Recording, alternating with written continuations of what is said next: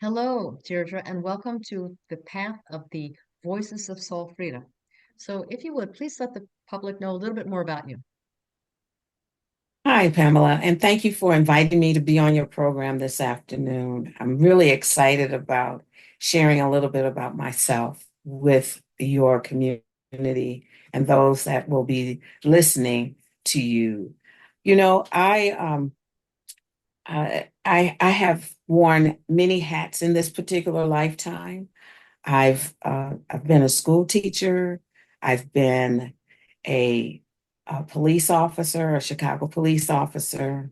I've I've been a doctor of acupuncture and Oriental medicine, and I also am a minister. And so when you say, tell us a little bit about yourself, there's so much to my story that I could share. And I think everyone has a story that they can share with someone else because we're all on the same path. We're on the path to finding God. And I remember as a little girl going into um, the church. I grew up in the Baptist religion in Chicago. And I remember one day being prompted to go up because if anybody knows out there in the Baptist churches and some of the other churches, they open the doors so that they say we open the doors of fellowship for you to join us if you want to become a member of our community, our church. And so you walk up to the front and you tell them that you want to join the church. So I'm about 11 years old, 10 or 11 years old, and I walk up there. My mother knew nothing about this because she was a nurse and she was working this particular Sunday. So I'm just walking up to the front, and I remember the deacon, I guess it was, uh, sort of looked puzzled when I came up there by myself. And he says, uh, young lady, you want to be baptized? And I said, yes, I want to get closer to Jesus. And and I remember him saying that to the congregation that I came up there wanting to be closer to Jesus.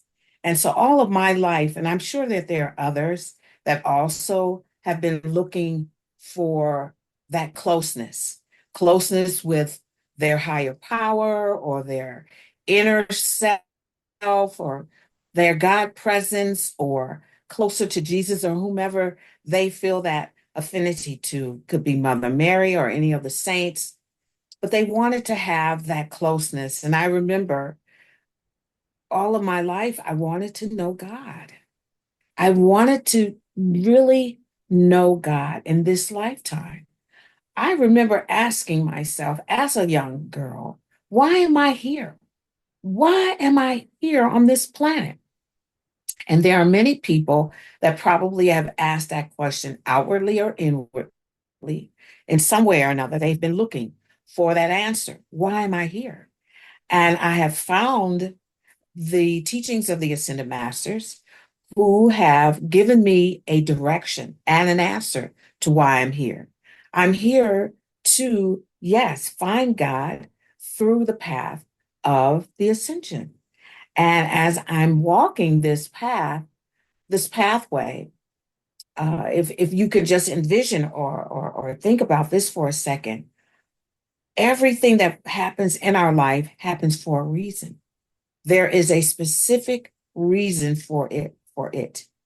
Nothing is for naught, no matter how it may appear to us. It may appear to be something that was drastic or dramatic, something that was devastating or heart-wrenching. But all of these experiences, I would say, are character building experiences. If we allow them to be, they're putting us in a position as we're stumbling through life, so to speak. Those stumbling blocks become our stepping stones. And we find a way to use those stumbling blocks as a stepping stone to get us higher and higher into that the character or the person or the presence that God wants us to be. You know, And so for me, I remember sometimes when I was in college, not wanting to do some of the things that all the other kids were doing. And I remember one evening just sitting out under a tree and just laying down on the ground and looking up at the sky. And I remember having that conversation, God, are you there? Can you help me? Can you let me know that you're there for me? That I'm doing what you want me to do. I'm okay in being here at this particular time.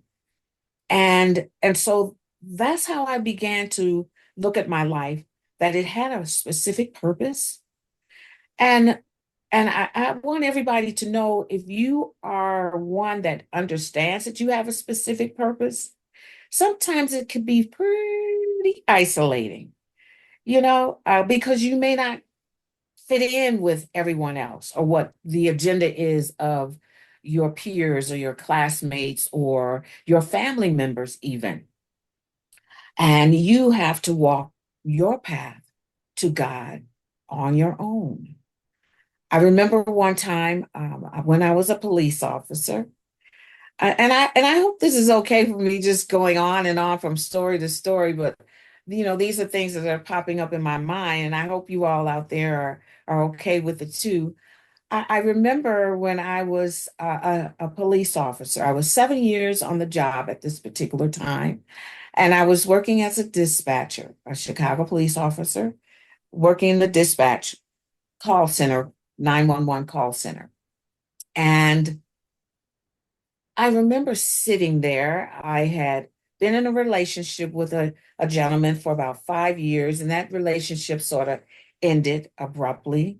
We remained friends, but I thought it was going in another direction, but it just fizzled out, so to speak. And I'm sitting there pondering, why am I here? Because I always wanted to be a doctor. I knew since I was 8 years old, someone asked me, well, what do you want to do or be when you grow up? And I remember saying, well, when I grow up, I want to be a doctor. And we're walking to school, we're 8 years old, and this person said, no, you mean you want to be a nurse, right? I said, no, I want to be a doctor. I want to help underprivileged people in underprivileged countries. I know that's not the terminology we would use today, but that's what I said back in those days. I remember it distinctly. And that has been my life. I wanted to help others, help people. And how could I best do that?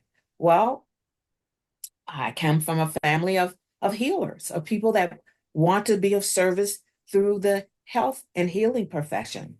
So I also wanted to be a doctor. I ended up, as I said earlier, becoming a doctor of acupuncture and oriental medicine. But at this particular time, I'm sitting in my console at work as a Chicago police dispatcher, and I'm pondering this Sunday afternoon, why am I here? What am I doing here on this job? This isn't what I wanted to do with my life. And so I'm having this inner conversation with God on my little pity potty pot, saying, what in the world am I doing here? I've broken up with this guy that I was dating for 5 years. I thought it was going to lead to something else. And I'm not doing what I wanted to do in life because I wanted to be a doctor. And here I am being a police officer. What is this about? And I remember this September afternoon, shortly after pondering that, having that question and pondering it in my mind, I get a phone call. A caller calls in, and they say very calmly, my baby's not breathing. And the procedure is to immediately press the button. There's a button that you press to connect them to the fire department. So I said, ma'am, hold on, let me connect you to the fire department. I press the button, and the fire department comes on, and the guy takes the information, but you could tell he was nonchalant about it, and in fact, at the end, he just said, yeah, okay. He didn't even say what normally they would say is, well, please have someone looking out for the fire department. We're on our way. He just said, yeah, okay. And I remember as I was about to hang up from her, I told her, I said, ma'am, would you please have someone to look, to be looking for the fire department? They'll be on their way. They're on their way. And she said, okay. And I disconnected from her. But I started pondering this. I'm sure we all had these inner conversations with an inner voice. And this inner voice said to me in my mind, that's strange. He didn't say, ma'am, be looking for the fire department. We're on the way. And I was asked inwardly, what would you do if she called back? And I said, well, if she calls back, in my head, I'm saying this, well, if she calls back, I'll ask her if she knows mouth to mouth resuscitation. And I go on and I take more phone calls. And I'm still having my little pity party about, woe is me. Why am I here? What am I doing here? I don't want to be the police any longer. Thought I was going to be a doctor and blah, blah, blah, right? And all of a sudden, I get this phone call and I look at the caller ID on the screen that we had, and it's the same place, the same location, same person. Now I can hear screaming in the background. The person is very calm, but the people in the background are screaming. The baby is turned blue in the face. He's not breathing. He's foaming at the mouth. Where's the fire department? Where's the fire department? They're screaming this. And so she calmly says, the fire department hasn't arrived. What where's the fire department? And I said, well, I don't know, but they should be on their way. But hold on. And I was about to hit the button again when that little inner voice said, You remember you said you'd ask her if she knew mouth to mouth resuscitation. Mhm. Mhm. So I'm about to hit the button and I stop and I said, ma'am, do you know mouth to mouth resuscitation just off the top, like that? And she said no. And I was just a smidgen away from the button when she said, but can you help me? Can you help me? So my police training kicked in and subconsciously. I knew what to do, CPR for a baby, but I'd never given instruction over the phone, but I gave her the instructions. And she repeated everything that I said. Look in the baby's mouth, turn the baby over, pat him on his back. So she repeated all of my instructions. Mhm. Little did I know at the time that she was not the person that was administering the CPR. Her mother was administering the CPR. She was relaying everything I said from, from myself to her mother. And by God's grace, we were able to resuscitate the baby. And then I switched her back over to the fire department and repeated the information. And then they came and I stayed on the phone with her until I could hear the sirens in the background that the fire department was on the way. Now, I share this story because, again, if you remember, I was in my pity party, having my pity party. Woe is me. Why am I here? I don't want to be here as a police officer. I thought I was going to be a doctor by now, and all these other things, right? And that little still voice said, no matter where you are in life, when you can be of service to someone else, you're living on purpose. You're doing what God wants you to be of service to others. And Pamela, I remember that to this day because whenever there is a doubt in my mind, if I'm on step, if I'm living my purpose, if I'm fulfilling my heartfelt desires to be of help to others, no matter how it may have shown up, because again, at 8, I thought I was on that fast track to becoming a medical doctor. But my path didn't take me that route. I mean, I went around and around the side roads and the back roads and everywhere else to get to a place of becoming a doctor of acupuncture and oriental medicine. I have no regrets for not going to Western Medical School and taking on the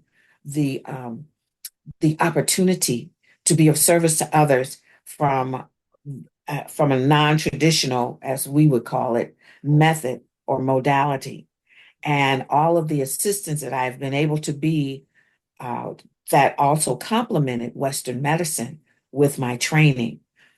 So I don't regret that at all. But that day was very pivotal to me because being a police officer, I'm thinking that I'm not on purpose. I'm not fulfilling the point of being my being, but I was being of service to someone else that needed help in that moment. And every job that I did, no matter what it was, I began to look at it from that perspective. Can I be of help, of service to others? And in being of help and service to others, I was also, as some of us know, we reap what we sow. So I'm able to clear up karma in this way.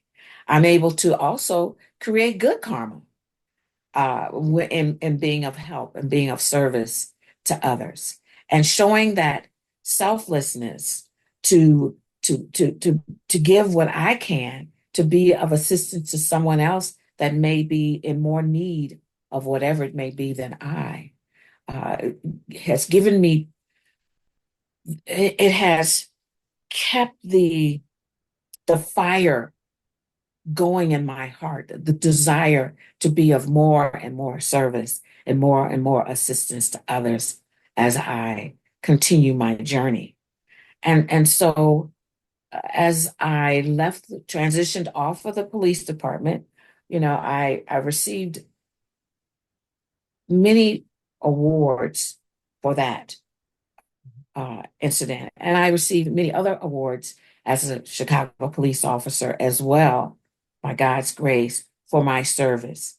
Uh, Similarly, other police officers in Chicago and other um, departments have done the same thing. They give of themselves freely to be of service to others, and people don't see that side of the police department anymore because of the bad rap or the bad publicity that you see a lot of times today. However, in my doing, in my sharing, in my uh, wanting to know if this was for me at that particular time, the accolades were were many awards, and in fact, I was a guest on the Oprah show. The the they did a program that went back to um, the time if anyone had ever been helped by 911, either the police or the dispatchers, please contact us.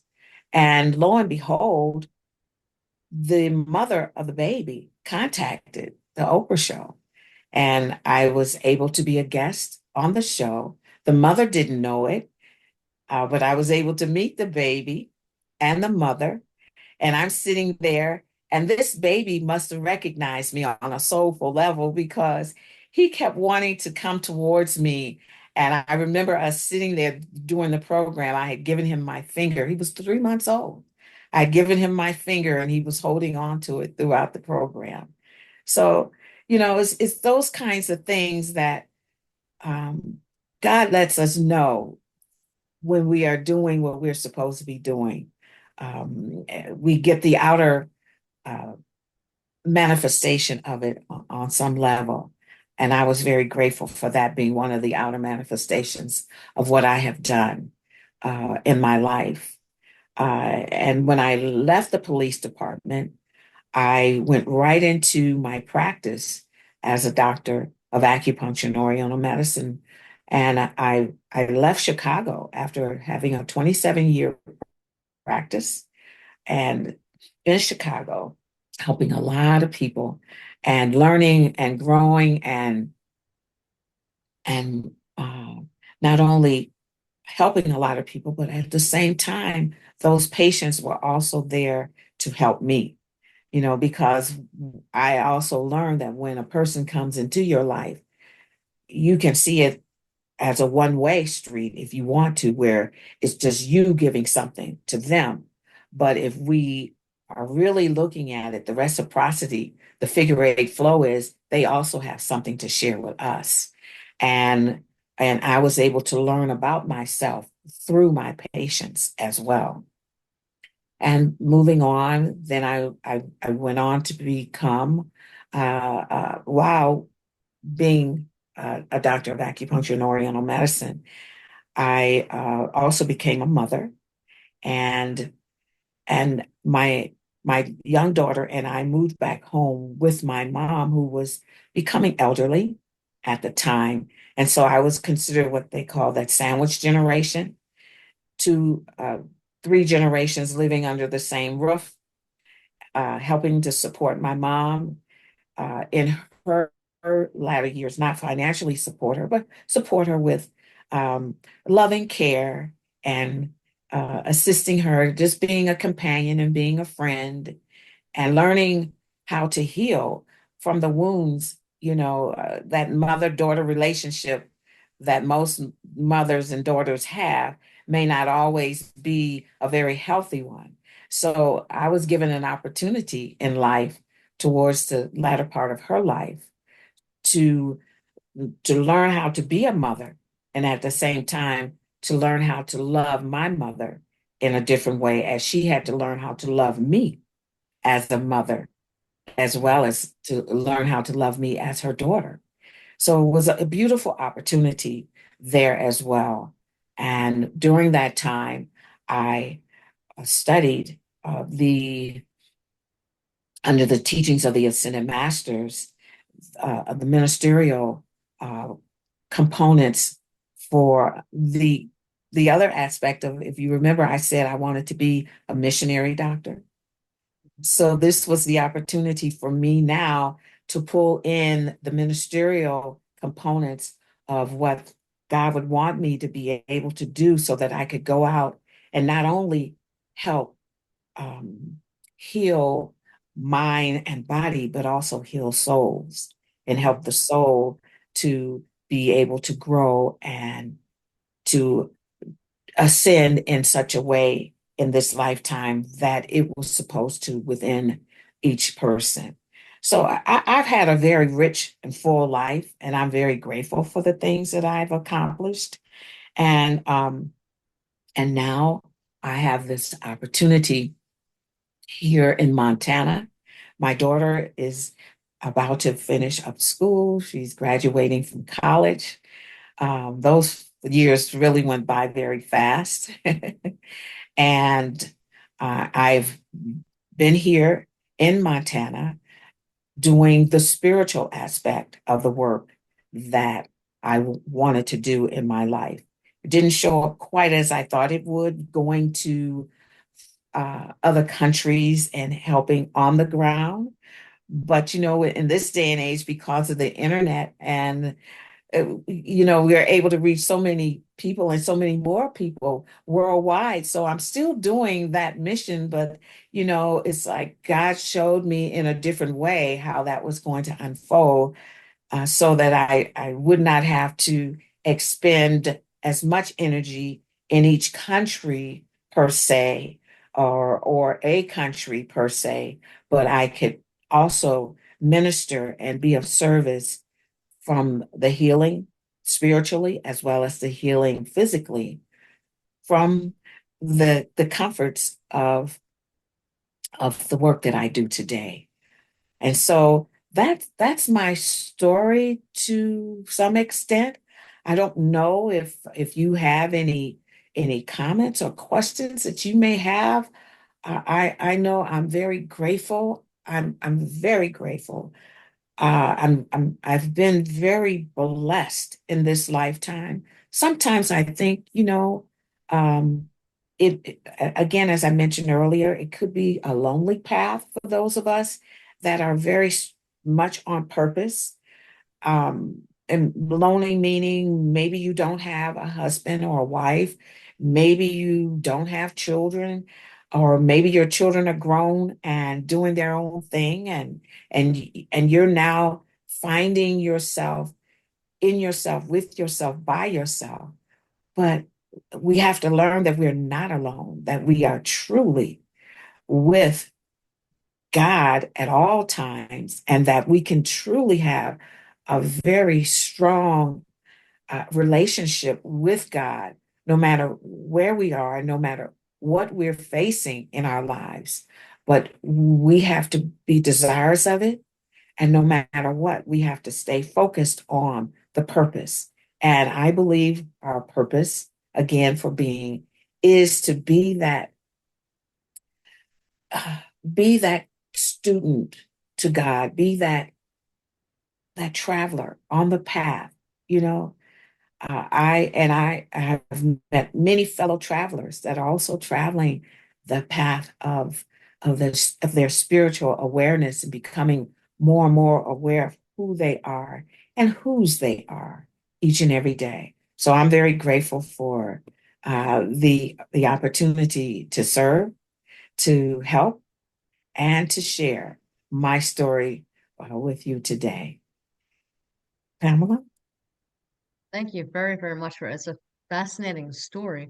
I do have a question. I think the public, you mentioned that it would be nice for them. You said you like to help people. You found the teachings of the Ascended Masters.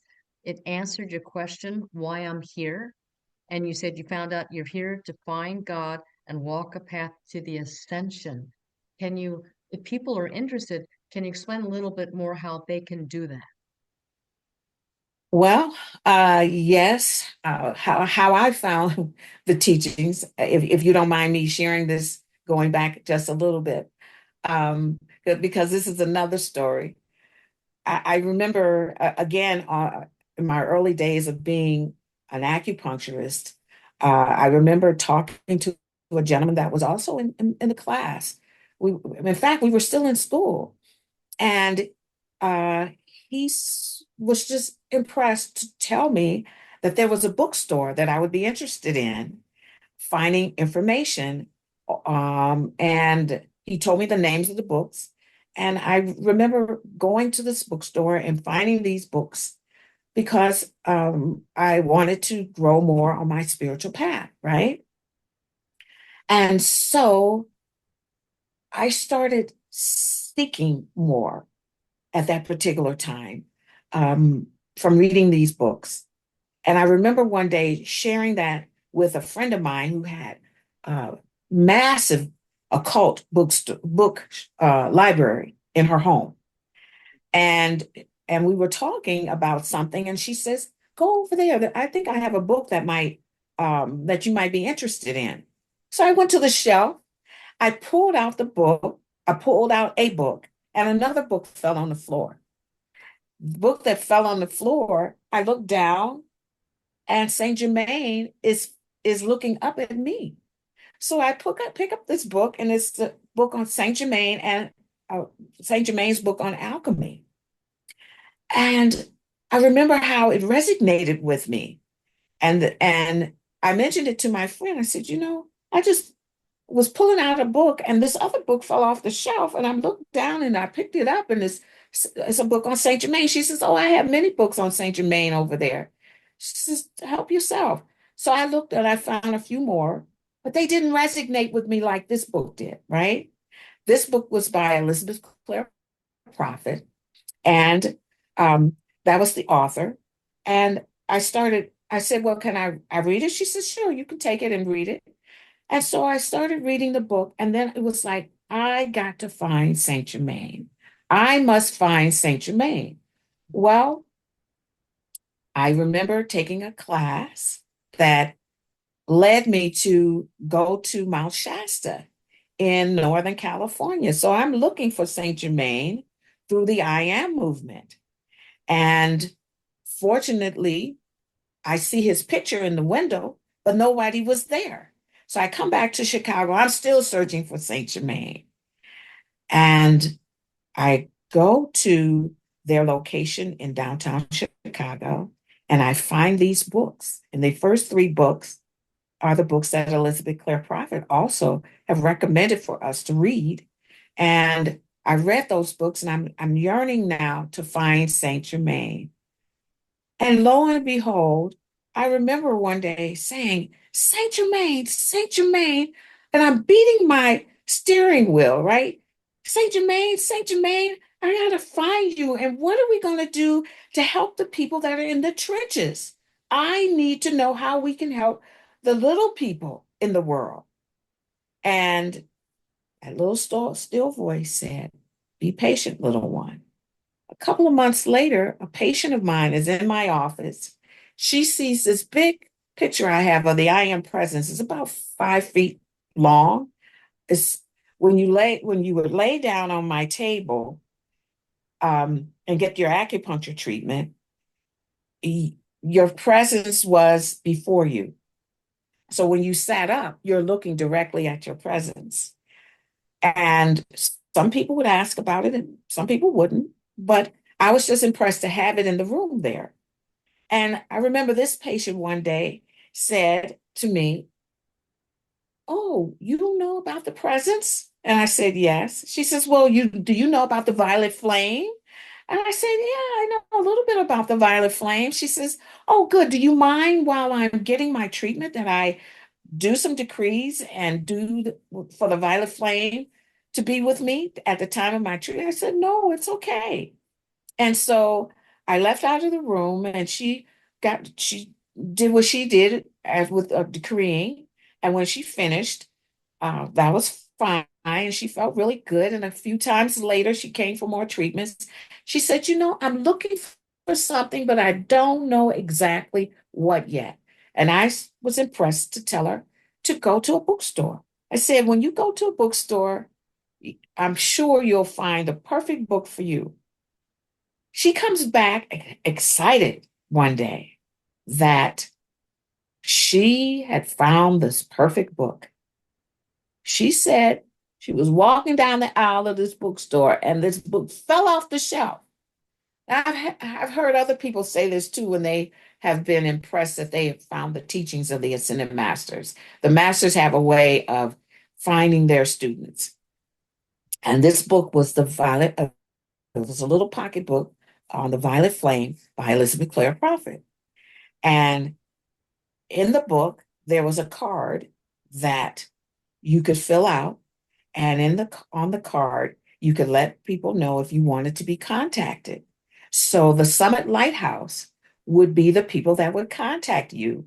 There's a group of individual volunteers that would call you if you were a seeker, you wanted or inquirer wanting to know more information. And so she sent in this card. And eventually someone called her back or contacted her, wrote her letters, and then she got a newsletter, and I wanted the newsletter. Little did I know she sent my name in too. Uh, so I'm sharing all this because this is still happening today, where people are finding the ascended masters through the Summit Lighthouse publications, through the teachings of the ascended masters, through books and through YouTube channels and through just word of mouth. And they can contact the Summit Lighthouse in Montana, and they would then be connected with someone that could assist them. There's also various websites that a seeker or an inquirer could also look online if they are interested in Saint Germain, because Saint Germain is the sponsor of the Keepers of the Flame fraternity.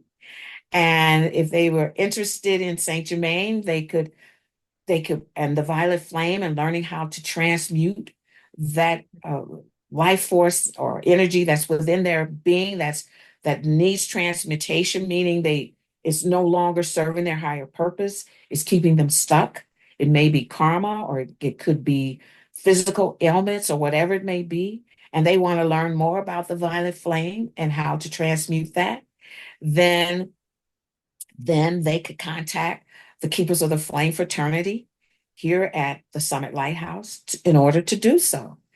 Just like my friend did when she pulled out the contact card and she contacted the Summit Lighthouse, and somebody contacted her by letter. This was about 20 years ago. The same thing would happen today, only it probably would be done either by email or by text message or something to that nature.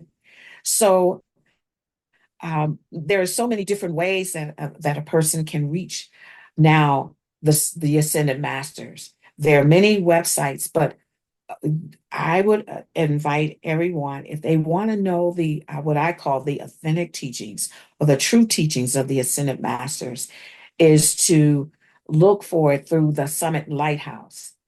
And that way, if they contact the Ascended Masters through the Summit Lighthouse or through various individuals that have websites, but the websites indicate that these are the authentic teachings of the Summit of the Ascended Masters through the Summit Lighthouse, then you know you are getting the authentic teachings of the Ascended Masters. It's not inundated with our own personality, or it's not diluted with our own thought form of what we think the teaching should be.